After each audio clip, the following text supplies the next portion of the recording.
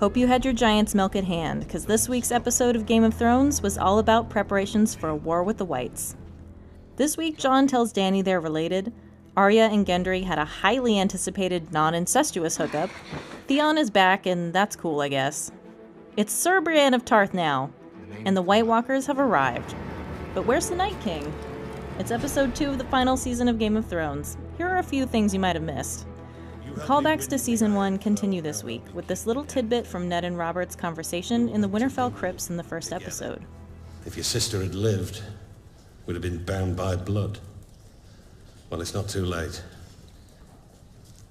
I have a son, you have a daughter. We'll join our houses. Things didn't go exactly as King Robert planned, but finally in Season 8 we see Ned Stark's daughter and Robert Baratheon's son do some joining.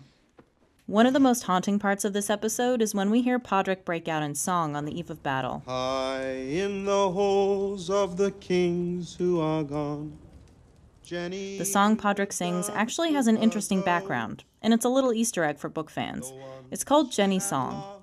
The song crops up several times throughout the books, and it references yet another doomed Targaryen love story. Prince Duncan Targaryen fell in love with a commoner, Jenny of Oldstones. Although Duncan was betrothed to another woman, he and Jenny married against the wishes of Duncan's father, Aegon Targaryen. Remember, Jon's real name is also Aegon Targaryen. Because of his love, Duncan gave up the Iron Throne for Jenny. To place that story in context, Aegon was Jon's great-grandfather. What else do we know about Jenny and her story? Well, in Season 7, when the Citadel receives a raven from Winterfell relaying that Bran has seen the Night King, one of the maesters says this.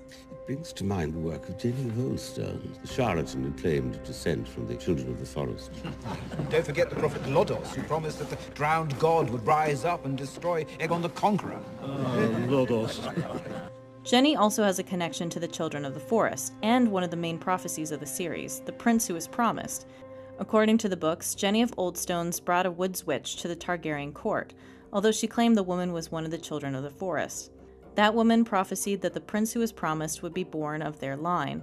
So Jon's great-grandfather made his 2 children, Rhaella and Aerys, marry in order to fulfill the prophecy. Gross, but also totally on brand for the show. Both Jon and Dany are descendants of Aerys and Rhaella, and both have a lot going on for them as far as being the prince who was promised.